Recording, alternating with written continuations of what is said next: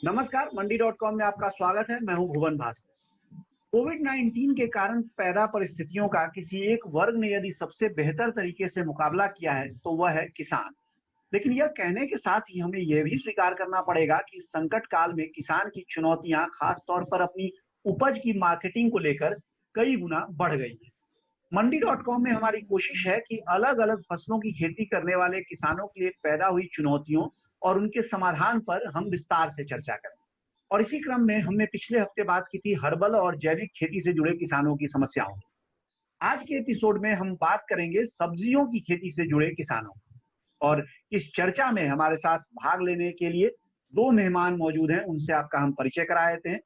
हमारे आज के पहले मेहमान हैं सब्जियों की खेती और उनकी सीधे मार्केटिंग कर अपना नाम और काम बना चुके प्रगतिशील किसान प्रतीक शर्मा, जो हमारे साथ भोपाल से जुड़े हैं। और हमारे दूसरे मेहमान आज के हैं agri business consulting firm synergy Technofin private limited के वाइस प्रेसिडेंट सुनील सिंह, जो राजस्थान के हनुमानगढ़ से हमारे साथ हैं। आप दोनों का बहुत बहुत स्वागत है हमारे शो। प्रतीक, चर्चा की शुरुआत हम आपसे ही करते हैं क्योंकि निश्चित तौर पे मंडी.com में हम किसानों की समस्याओं को सबसे आगे रखते हैं और बाद में जो हमारे एक्सपर्ट हैं और आप भी खुद भी उस फील्ड के एक्सपर्ट हैं, तो बाद में हम फिर समाधान की भी बात करेंगे। सबसे पहले संक्षेप में आपसे ये समझना चाहेंगे कि पिछले 2 महीने का आपका अनुभव जो रहा है, जो लॉकडाउन और लॉकडाउन के अलावा जो एक बड़ी बात जो कही जा रही है कि डिमांड में कमी आई है, लोग डरने लगे हैं। खास तौर से कई सारे ऐसी घटनाएं भी हुई हैं जहां सब्जी वालों की तरफ से संक्रमण फैला है। तो सब्जियों की खेती दोनों ही तरह से एक बड़ी चुनौतीपूर्ण स्थिति में दिखी है किसानों के लिए। एक तो सप्लाई चेन बहुत दुरुस्त नहीं होने के कारण, क्योंकि बहुत जल्दी सब्जियां खराब होती हैं, और दूसरा लोगों के मन में पैदा हुई शंका। आपका क्या अनुभव रहा है और किस तरह से पिछले 2 ढाई महीने बीते हैं? क्योंकि हमारी खुद की गाड़ियां थी और हमने परमिशन ली, तो हमारे लिए समस्याएं बहुत थोड़े समय के लिए रही। शुरुआत में 3-4 दिन रही, बीच में एक बार और जब कंप्लीट लॉकडाउन किया थोड़ा सा कठिनाई आई, बट बाकी पूरे समय करीब 2.5 महीने 3 महीने जो ये पूरा समय रहा है, हम सिर्फ 7 या 8 दिन हटा दें तो हम बिना किसी बाधा के हमारे ग्राहकों तक पहुंच पाए। और ये तो सप्लाई चेन साइड की बात होगी, बट यदि आप उपभोक्ताओं की तरफ की बात करें तो वो व्यवहार भी थोड़ा सा अलग था। क्योंकि एक तो इस समय लोगों को 2 बड़ी समस्याएं थी। वो ये जानना चाह रहे थे कि जो सब्जियां आ रही हैं वो कितने हाथों से होके गुजरी हैं। तो उन्हें जानना जरूरी था। जो मंडी की जो समस्या आई, भोपाल में भी हमारी जो मेन करोन मंडी है, तो ग्राहक ये चाहते थे कि उनकी सब्जियां कम से कम हाथों तक गुजरे और वो कहाँ से आ रही हैं, ट्रेसेबिलिटी जो कहा जाता है। सब्जी के बाजार में अभी तक ट्रेसेबिलिटी बिल्कुल नदारद रही है। जब आप सब्जी खरीदने जाते हैं, लौकी खरीदते हैं, आपको बिल्कुल नहीं पता होता है, खीरा बिल्कुल नहीं पता होता है कि ये कहाँ से आ रहा है। बट अब ग्राहक चाहते थे कि उन्हें पता हो कि सब्जियां किस जगह से आ रही हैं, कितने हाथों से होके गुजरी हैं। तो ये एक पहली चीज थी। दूसरा, सोशल डिस्टेंसिंग एक बड़ी रियलिटी है जो आज भी है और बहुत लंबे समय रहने वाली है। यानी प्रतीक, एक तरह से ये जो समस्या आमतौर पे किसानों के लिए थी, कहीं ना कहीं आपके लिए खास तौर से एक अवसर भी बनी ये समस्या। सुनील, आपसे ये समझना हम चाहेंगे क्योंकि प्रतीक का ये अपना अनुभव है। उन्होंने बताया कि परेशानी वाला पार्ट जो था वो तो सारे किसानों के सामने उसी रूप में आया होगा। हालांकि जो समाधान था वो प्रतीक के पास ज्यादा बेहतर रूप में आया, क्योंकि इनका मॉडल जो था वो सपोर्ट करता था जो एक तरह से मांग है समय की, उसके हिसाब से। लेकिन जो दूसरे एफपीओ हैं, दूसरे किसान हैं जो इसी तरह सब्जियों की खेती में इस समय हैं, उनसे आपका लगातार साबका पड़ता रहा होगा इस 2 ढाई महीने के दौरान। उनके सामने जो समस्याएं आई हैं, उनसे वो कैसे निपटे हैं और आगे के लिए उनके लिए क्या एक रास्ता आप देख रहे हैं, क्योंकि हर कोई डायरेक्ट मार्केटिंग कर नहीं रहा है या कर भी नहीं सकता है। जी जी, देखिए इसमें जो समस्याएं जो आई, वो जो जिस तरह से प्रतीक जी ने बताया कि जब ये लॉकडाउन स्टार्ट हुआ तब गाड़ियां उपलब्ध नहीं हो पा रही थी, गाड़ियों के पास नहीं बन पा रहे थे। जिन किसी गाड़ियों के पास उपलब्ध हो जा रहा था, वो लोगों ने बहुत ही रेट बहुत बढ़ा दिए थे, तो किसानों को मार्केट तक पहुंचना एक मुश्किल हो जा रहा था। फिर बहुत सारी जो मंडियां थी वो बंद हो गई थी। कहीं किसी मंडी में जब केस निकलने लगे तब वो मंडियां बंद होने लगी थी। तो जो नॉर्मल जो फ्रेश फ्रूट्स वेजिटेबल का, खासतौर से वेजिटेबल के जो किसान हैं, उनके लिए अभी डिमांड ना होना और सही प्राइस रियलाइज नहीं होना, वो एक बहुत बड़ा चैलेंज रहा। बहुत सारी जगह हम लोग झारखंड में भी काम कर रहे हैं, जो कि एक बहुत ही बेसिक तरह का मार्केटिंग सिस्टम है, और हम लोग दिल्ली में भी काम कर रहे हैं, राजस्थान में भी, गुजरात में भी। तो हर जगह का जो कॉमन चैलेंज था वो था फार्मर्स को अपने प्रोड्यूस का मार्केट का रेट नहीं मिल पा रहा था, नहीं ले जा पा रहे थे, वो तो है ही है, लेकिन जो लोग ले जा भी पा रहे थे उनको वेजिटेबल में 1/10 मतलब 10वां हिस्सा भी नॉर्मल प्राइस का नहीं मिल पा रहा था। दूसरा, अब इस जो पेंडेमिक की जो ये कोरोना की जो स्थिति है, इसमें एक चीज और प्रूव हुई कि हमें अब आउट ऑफ बॉक्स सोचना पड़ेगा। जो हमारा ट्रेडिशनल मार्केटिंग सिस्टम है कि किसान मंडी में लेके जाए, मंडी में ऑक्शन हो और वहां से फिर आगे डिस्ट्रीब्यूट हो, वो मार्केटिंग सिस्टम एक तरह से इस तरह की सिचुएशन के लिए वो बहुत अच्छा फिजिबल मार्केट सिस्टम नहीं है। हमें अल्टरनेट कुछ ना कुछ ढूंढना पड़ेगा।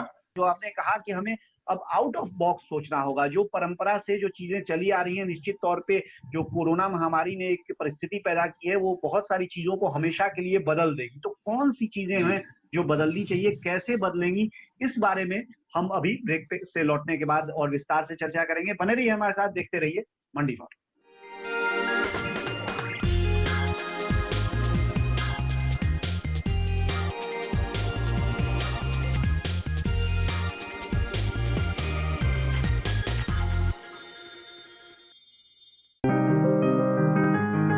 बीमारियों से कैसे बचेगी फसल, मवेशियों की मुश्किलों का क्या है हल, कहां से लाएं बीज, कितनी लगेगी खाद, किसानों के हर फोन का विशेषज्ञ देंगे जवाब।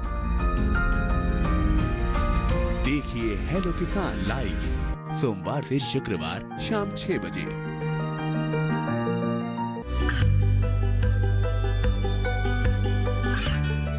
गांवों और पिछड़े क्षेत्रों में सरकारी योजनाओं की जानकारी पहुंचा।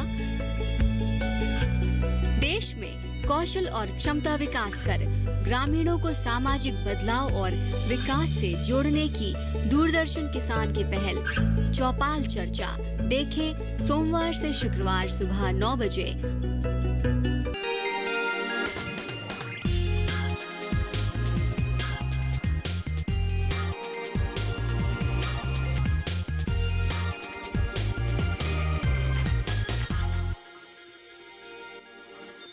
एक बार फिर स्वागत है आपका मंडी.com में। हम बात कर रहे हैं आज सब्जियों की खेती करने वाले किसानों की समस्याएं, जो अभी फिलहाल कोरोना महामारी के कारण बाजार की परिस्थितियों में बदलाव हुआ है, उसके कारण जो पैदा हुई हैं, और उनसे निकलने के लिए क्या रास्ते हैं, आगे चल के किस तरह से इस समस्या को स्थायी तौर पे एक तरह से कहा जा सकता है कि उसका समाधान और उसके साथ सामंजस्य बिठा के किस तरह से बाजार को ठीक किया जा सकता है, इसके बारे में हमारे साथ बातचीत के लिए दोनों मेहमान हमारे साथ प्रतीक शर्मा और सुनील सिंह बने हुए हैं। सुनील जी, जो बात हमारी ब्रेक पे जाने से पहले रह गई थी, वहीं से अब शुरुआत करते हैं। ये आप कह रहे थे कि आगे चल के हम लोग जो परंपरा से करते रहे हैं उसमें कुछ बदलाव सोचना होगा, कुछ आउट ऑफ द बॉक्स सोचना होगा। क्या हो सकता है वो, कैसे हम चीजों को बदल सकते हैं अब यहाँ से आगे, खास तौर से हम सब्जियों की खेती करने वाले किसानों के संदर्भ में अगर बात करें? देखिए, अभी जो सप्लाई चेन है जिसमें मंडी से ही एक मतलब एग्जिट है किसान के पास वेजिटेबल के लिए, उसको किसान के खेत तक लेके जाना होगा। जो इंफ्रास्ट्रक्चर आज किसान के खेत में उपलब्ध होना चाहिए, जो पैक हाउस है और जो कंसोलिडेटेड जो मंडियां थी, इनको एक तरह से डिसइंटीग्रेट करना पड़ेगा, मल्टी लेवल पे इसको लेके जाना पड़ेगा। अगर हम लोग सीधे एक उदाहरण के तौर पे बात करें, प्रतीक जी का जो मॉडल है, अगर प्रतीक जी को मंडी के अलावा दूसरे डिस्ट्रीब्यूशन सेंटर्स अपने स्टार्ट करने हो, उनको अगर सीधे किसानों से जुड़ना है, तो बैकएंड में उनको अगर पैक हाउसेस लगाने हो, तो अगर इस तरह का इंफ्रास्ट्रक्चर अगर उपलब्ध करवाया जाए, जो कि छोटे लेवल का मतलब उनका जो साइज है वो छोटा है, लेकिन वो इतना अलग अलग है कि वो फिर एक जगह पे अगर कोलैप्स नहीं होगा सिस्टम। आज जो कोलैप्स हुआ क्योंकि बड़ी मंडियां हैं और वो मंडियां एक दूसरे से इस तरह से नहीं जुड़ी हुई, तो सारा सिस्टम कोलैप्स हो गया।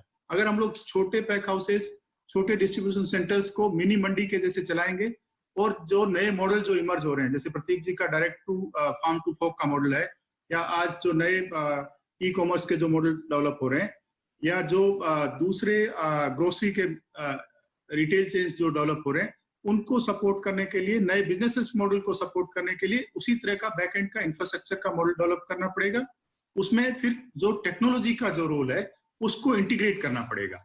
जिसमें फार्मर भी एक हिस्सेदार हो, रिटेलर भी एक हिस्सेदार हो, और जो लॉजिस्टिक और वेयर हाउसिंग और जो पैक हाउस की सुविधाएं जो दे रहे हैं वो एक हिस्सेदार हो।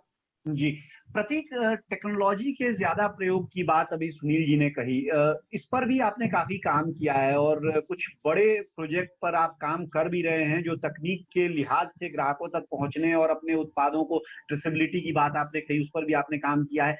तो इस पर थोड़ा सा हमारे दर्शकों को और आप बताइए, दोनों लिहाज से आपसे समझना चाहेंगे हम। एक तो ये भी कि ये कितना डुएबल है, कितना आसान है करने के लिहाज से, इसलिए कि हमारे देश के जो किसानों की स्थिति है, बहुत सारे किसान ऐसे हैं जिनसे हम सीधे तौर पे ये उम्मीद नहीं कर सकते कि वो सब कुछ खुद करें, लेकिन जो किसान खुद नहीं कर सकते उनके लिए भी क्या विकल्प हो सकते हैं, क्योंकि कई सारे किसानों के साथ मिलकर भी आप काम कर रहे हैं। खेती के लिए एक पूरा पैराडाइम शिफ्ट का एक समय है, और अभी तक जो खेती सबसे पीछे थी, शायद अब खेती को वापस सबसे आगे आने का समय है। और मैं एक बहुत ब्रॉड उससे बात करूं तो एक इकोनॉमी को आज वापस एक शुरुआत होगी वापस, क्योंकि सब कुछ बंद पड़ा था, और शायद ये शुरुआत भारत जैसे देश में खेती से ही हो सकती है। एक बड़ा जो परिवर्तन अभी हुआ है वो कॉन्ट्रैक्ट फार्मिंग को अलाउ करके किया है, और इसके मुझे ऐसे लगता है कि काफी दूरगामी परिणाम होंगे। सबसे पहले आप कॉन्ट्रैक्ट फार्मिंग कर सकते हैं, हमारे जैसे जो एग्रीगेटर्स हैं आप सीधे किसान से उनके खेतों से उठा सकते हैं और लीगली वो उस चीज को बहुत अच्छे से लेके आगे जा सकते हैं। तीसरी एक बड़ी चीज है प्राइवेट मंडी। प्राइवेट मंडी जब आएगी तो एक बहुत एक एफिशिएंसी से वो काम किया जा सकता है। इस लिहाज से जो जिन चुनौतियों समस्याओं की हम बात कर रहे हैं, अगर उनके लिहाज से उस विंडो से अगर इन घोषणाओं को देखें तो आप कितना इनको पाते हैं कि ये समर्थ हो सकती हैं, खासतौर से जो प्राइवेट मंडीज की बात कही है प्रतीक जी ने, और उसके साथ ही जो दूसरी बात है कि एपीएमसी मंडी का भी अब उसके बाहर किसानों को अपना माल जो बेचने की छूट होगी। हालांकि सब्जी किसानों को पहले से भी ये सुविधा थी, लेकिन कुल मिलाकर आपको क्या दिखता है आगे चलकर इसमें कितनी सहूलियत हो सकती है? एक जिसके प्रतीक जी ने बात की, जो कॉन्ट्रैक्ट फार्मिंग के उसमें आया है कि कॉन्ट्रैक्ट फार्मिंग अलाउ की जा रही है, उसके रूल्स फ्रेम किए जा रहे हैं। वो काफी मेरे ख्याल से डिटेलिंग और हर एक लेवल पे कस्टमाइजेशन की जरूरत होगी। उससे भी बड़ा जो दूसरा रिफॉर्म जो है, जिसमें मार्केट्स को ओपन कर दिया गया है, एपीएमसी के बाहर किसान बेच सकता है। इस रिफॉर्म को लेकिन जमीन पर उतारने के लिए जो गवर्नमेंट ने इंफ्रास्ट्रक्चर फंड की बात की है, जो एग्रीकल्चर इंफ्रास्ट्रक्चर फंड की जो बात की है, वो बहुत जरूरी है कि उसका उपयोग कैसे होने वाला है, किस तरह का इंफ्रास्ट्रक्चर क्रिएट किया जाने वाला है, और वो किस तरह के एंटरप्राइजेस को या किस तरह से किसानों तक वो सहयोग पहुंचने वाला है, क्योंकि उसमें सिंप्लीफिकेशन बहुत जरूरी है। बहुत बड़ा फंड है, इस तरह का पहले भी एक फंड नाबार्ड में भी agri marketing infrastructure fund available था। तो कौन सी एजेंसी होगी जो इसको धरातल पर उतारेगी, उसका मेथड क्या होगा, मैकेनिज्म क्या होगी, किस तरह से नए जो स्टार्टअप्स हैं, एंटरप्रेन्योर्स हैं या कॉर्पोरेट्स हैं या फार्मर्स ग्रुप हैं, एफपीओज हैं, एफपीसीज हैं, उनको कैसे उससे जोड़ा जाएगा। तो उसको अगर सिंप्लीफाइड वे में एक अगर uniform single body national level पर उस फंड को यूज करे और धरातल पर उतारने का एक सिंप्लीफाइड प्रोसेस डिफाइन करके, जो आज जिस तरह के इंफ्रास्ट्रक्चर के मॉडर्न टाइम में इमर्जिंग बिजनेस मॉडल के साथ मिलाते हुए किस तरह के इंफ्रास्ट्रक्चर की जरूरत है, उनको ध्यान में रखते हुए अगर उस स्कीम को क्रिएट किया जाएगा तो मेरे ख्याल से उसका बहुत ही दूरगामी प्रभाव आने वाला है और बहुत सक्सेसफुल आने वाला है, क्योंकि ये सारा जो अभी मार्केटिंग का सिस्टम है उसको चेंज कर देने वाला है। फिलहाल वक्त हो गया है एक छोटे से ब्रेक का। ब्रेक से लौटने के बाद हमारी ये चर्चा जारी रहेगी। बने रहिए हमारे साथ, देखते रहिए मंडी।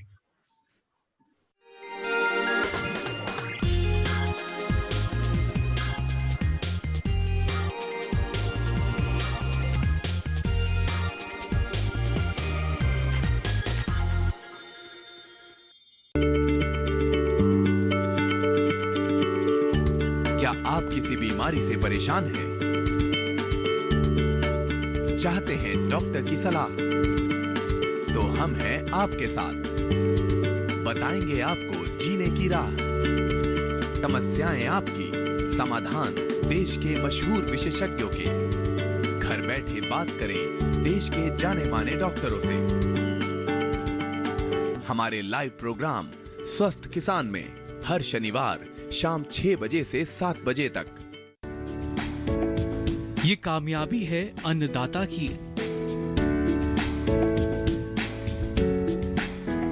ये कहानी है खेत और खलिहानों की।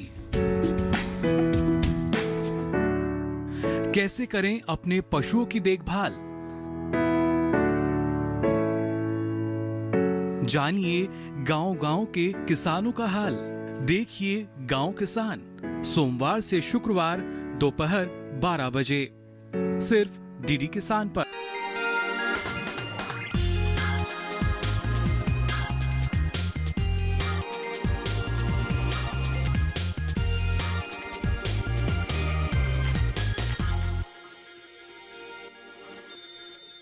एक बार फिर स्वागत है आपका मंडी.com में। हम बात कर रहे हैं आज सब्जियों की खेती करने वाले किसानों के लिए जो नई परिस्थितियां पैदा हुई हैं बाजार की, उनका समाधान क्या है, उनके लिए आगे किस तरह से रास्ता निकल कर आ सकता है, इसके बारे में। और हमारे साथ बातचीत करने के लिए इस समय कंसल्टिंग फर्म सिनर्जी के वाइस प्रेसिडेंट सुनील सिंह और प्रगतिशील किसान प्रतीक शर्मा मौजूद हैं। सुनील सिंह जी, जो हम ब्रेक पे जाने से पहले बात जहां छोड़ी थी हम वहीं से उठाते हैं। आपने कहा कि जो ये इंफ्रास्ट्रक्चर फंड है उसको देखना होगा कि कैसे इसका इस्तेमाल किया जाना है और किस तरह से होता है, उसी पर बहुत कुछ ये निर्भर करेगा कि ये कितनी सफलता हासिल करता है। आपकी ओर से अगर मैं कहूं कि अगर 3 सुझाव देने हो इस इंफ्रास्ट्रक्चर फंड को इस्तेमाल करने के लिए, क्या सुझाव आपके होंगे जिससे ज्यादा से ज्यादा किसानों को फायदा हो सके? देखिए, अगर मैं अभी चूंकि अपना जो डिस्कशन जो चल रहा है फ्रूट्स वेजिटेबल के फार्मर्स को लेकर है, तो मेरे सुझाव है, मैं इन्हीं किसानों को ध्यान में रखते हुए और इससे जुड़ी हुई जो वैल्यू चेन है उसी को ध्यान में रखते हुए मैं बताना चाहूंगा। हमारे देश में पैक हाउसेस की बहुत कमी है। जो बैक एंड पे, फार्म एंड पे पैक हाउसेस की जरूरत होती है, जहां पर किसान अपने लेवल पर प्राइमरी वैल्यू एडिशन कर सके, या किसानों का ग्रुप जो है वो गांव के लेवल पर प्राइमरी वैल्यू एडिशन कर पाए। पैक हाउस को बढ़ावा देने की बहुत जरूरत है। दूसरा जो चाहिए, कंज्यूमर एंड पे, जहां पर आज प्रतीक जी बैठे हुए हैं, वहां पर डिस्ट्रीब्यूशन सेंटर्स या डिस्ट्रीब्यूशन हब्स की बहुत जरूरत है। आज जहां पर अगर हम लोग देखेंगे, मंडी हर एक मार्केट को एक ही मंडी कैटर कर रही है, वहां पर हो सकता है कि हम लोग 10 डिस्ट्रीब्यूशन सेंटर्स ओपन करें। तो ये 2 चीजें हैं। तीसरा जो है, इसमें जो ट्रेसेबिलिटी की बात जो प्रतीक जी कर रहे हैं, वो बहुत जरूरी है कि इसको कैसे ऑनलाइन आईटी की टेक्नोलॉजी को यूज करते हुए उस ट्रेसेबिलिटी को इंश्योर किया जाए, ताकि किसान को आज मार्केट की डिमांड का पता चल सके और जो खरीदार है उसको जो आज की सप्लाई का पता चल सके। इन दोनों एंड को सीमलेस कैसे जोड़ा जा सकता है, उसमें आईटी का बहुत बड़ा रोल है। तो जो ये इंफ्रास्ट्रक्चर फंड क्रिएट किया जा रहा है, उसमें एक हो गया फिजिकल इंफ्रास्ट्रक्चर, दूसरा जो ये सॉफ्टवेयर की बात है, जो टेक्नोलॉजी की बात है, उसके लिए भी उसमें प्रोविजन करना चाहिए और अच्छा खासा प्रोविजन करना चाहिए, ताकि एक तो जो नए न्यू एज जो एंटरप्रेन्योर्स, जो टेक से भी एंटरप्रेन्योर, एडटेक जिसको हम लोग बोल रहे हैं, उनको बढ़ावा मिल सके। दूसरा, वो लोग उस चीज पे फोकस कर सके ताकि किसानों की सहूलियत के हिसाब से उस टेक्नोलॉजी को कैसे इवोल्व किया जा सकता है। आज किसान जो है उस चीज को एक्सेस नहीं कर पा रहा है, क्योंकि कुछ हद तक वहां पर एक रेजिस्टेंस होता है टेक्नोलॉजी के अडॉप्शन के लिए। तो उसको कैसे कम किया जा सकता है, उस पे इन्वेस्टमेंट की जरूरत है, जो नए एंटरप्रेन्योर तभी कर पाएंगे जब ये सहूलियत गवर्नमेंट की तरफ से उनको मिलेगी। जी प्रतीक, अगर इसी सवाल को आपसे पूछें, लेकिन निश्चित तौर पे क्योंकि आपका जो नजरिया होगा वो किसानों की तरफ से होगा, तो आप अपनी जरूरत के हिसाब से मुझे बताइए कि जो काम आप कर रहे हैं उसमें क्या ऐसी इंफ्रास्ट्रक्चरल सपोर्ट आपको लगता है कि आपको मिलना चाहिए, जो जिससे कि आप जो कर रहे हैं उसमें आपको और बेहतर काम करने का मौका मिले, और चाहे ट्रेसेबिलिटी हो, चाहे गुणवत्ता का मसला हो या भरोसे का मसला हो ग्राहकों के साथ, उनमें आपको ज्यादा सुविधा हो।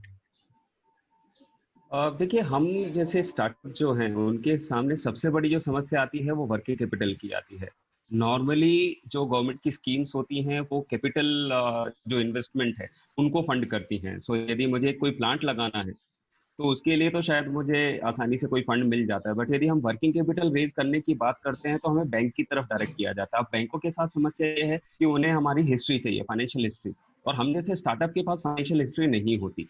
तो इस जो फंड है उसमें से वर्किंग कैपिटल की भी कुछ थोड़ी सी आसानी हमारे लिए किए जाने की जरूरत है। और मैंने कुछ प्लेटफॉर्म्स पे ये बात उठाई है और मुझे लगता है कि इसको बहुत आगे तक लेके जाने की जरूरत है। ये एक चीज है। दूसरा, बाजार में जो आज पेरिशेबल्स में जो समस्या है वो एक है कि 30 से 40% तक वेस्टेज जो होता है, वो वेस्टेज इसलिए होता है क्योंकि डिमांड एंड सप्लाई का जो डेटा है किसी और बिजनेस में बहुत आसानी से अवेलेबल होता है, यहाँ पे वो अवेलेबल नहीं होता। तो पूरी सप्लाई चेन में, चाहे वो सप्लाई चेन की एफिशिएंसी हो या उस डिमांड सप्लाई के डेटा का ट्रांसफर हो, इन दोनों के कारण इस पेरिशेबिलिटी और ये सब चीजों के कारण वो थोड़ा सा डैमेज ज्यादा होता है।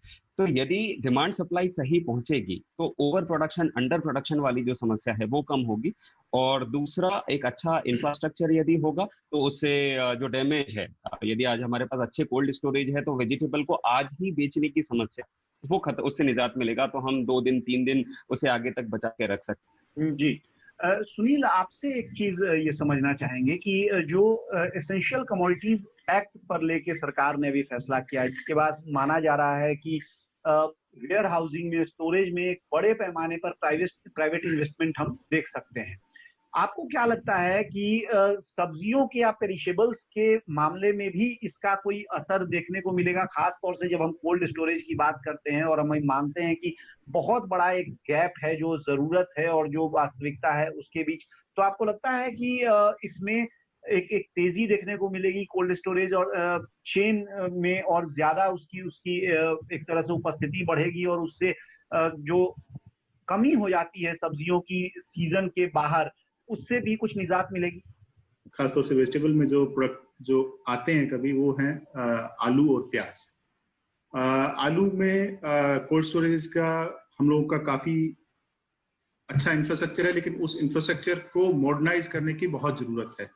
वो जो इंफ्रास्ट्रक्चर है कोल्ड स्टोरेज का, जो मेजर जो आलू के प्रोडक्शन क्लस्टर्स अगर हम लोग देखेंगे, वो चाहे वेस्टर्न यूपी हो गया या गुजरात हो गया या मध्य प्रदेश में इंदौर के आसपास का जो एरिया हो गया, बहुत सारी जगह, या फिर कोलकाता के आसपास जो एरिया है, वहां पर जो ट्रेडिशनल प्रोडक्शन क्लस्टर्स हैं, वहां पर जो कोल्ड स्टोरेज हैं वो पुरानी टेक्नोलॉजी के हैं, उनको मॉडर्नाइज करने की जरूरत है। दूसरा, फ्रंट एंड पर जो छोटे ट्रांजिट कोल्ड स्टोर की जो बात है, जो प्रतीक जी जो बता रहे थे, ट्रांजिट कोल्ड स्टोरेज की जो जरूरत है, उसको बढ़ावा देने की बात है, तो वो जरूरी है। जी, यानी कुल मिलाकर किसी भी, चाहे वो कॉन्ट्रैक्ट फार्मिंग हो, चाहे प्राइवेट मार्केट्स हो, या फिर ये कोल्ड स्टोरेज और स्टोरेज में प्राइवेट इन्वेस्टमेंट की बात हो, इन परिस्थितियों में लगता है कि इसमें भी आने वाले दिनों में सुधार हम देख सकते हैं। और कुल मिलाकर जो बातचीत हमने की उसका एक निष्कर्ष समझे तो ये है कि तकनीक का प्रयोग बढ़ाना पड़ेगा।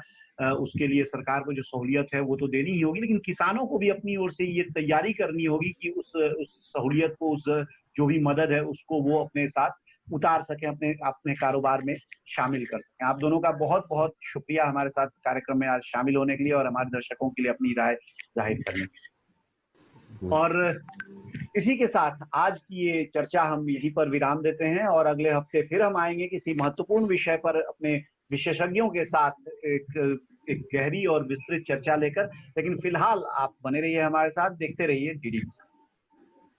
आपकी राय हमारे लिए बहुत महत्वपूर्ण है। आप हमारे टोल फ्री नंबर पर कॉल कर सकते हैं और अपनी राय दे सकते हैं। साथ ही आप ईमेल के जरिए भी हमें अपनी राय दे सकते हैं। हमारा ईमेल पता है ncdexmandi@gmail.com।